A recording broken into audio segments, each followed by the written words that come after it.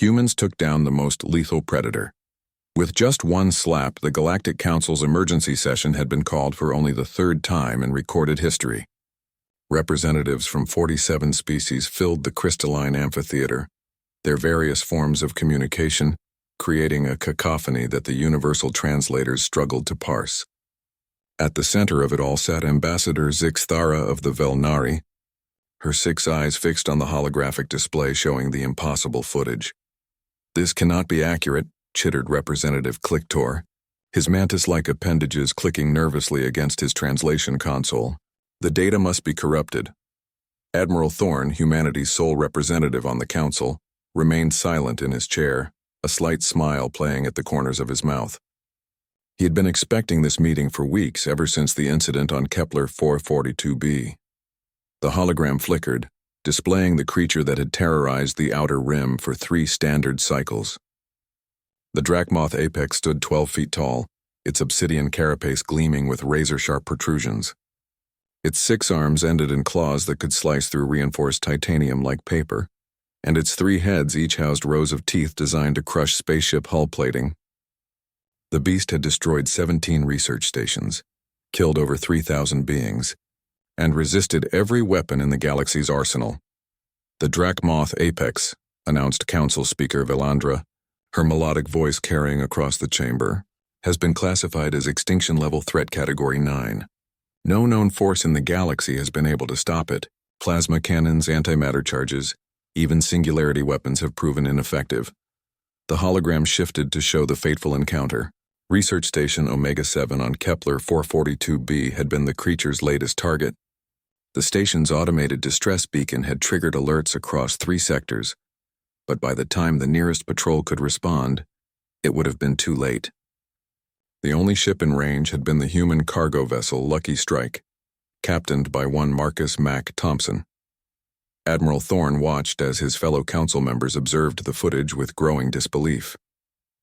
The cargo ship had landed just as the Drachmoth began its assault on the station's main habitat dome. The research team, a mix of Altarian scientists and Centauri technicians, had barricaded themselves inside, knowing their energy shields would last mere minutes against the creature's assault. Then, Captain Thompson had emerged from his ship.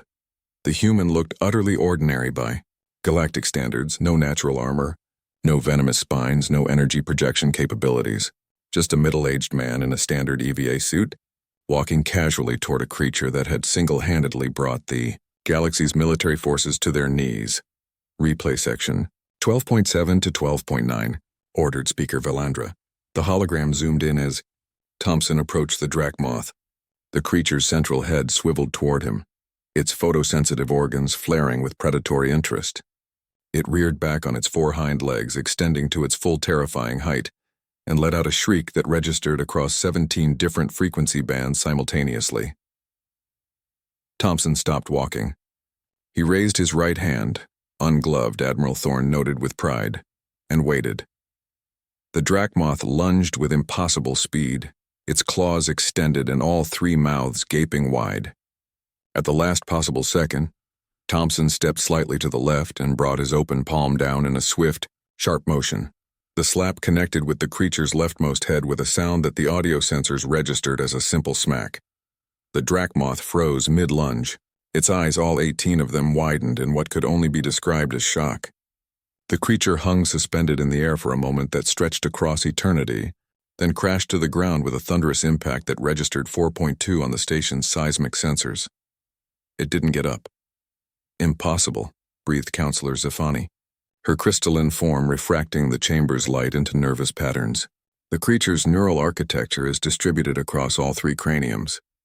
A simple physical impact shouldn't have—" The autopsy results, Admiral Thorne spoke for the first time, his voice cutting through the chamber's stunned silence, showed no physical damage whatsoever. The council turned toward him as one entity. Speaker Velandra's bioluminescent patterns flickered in confusion.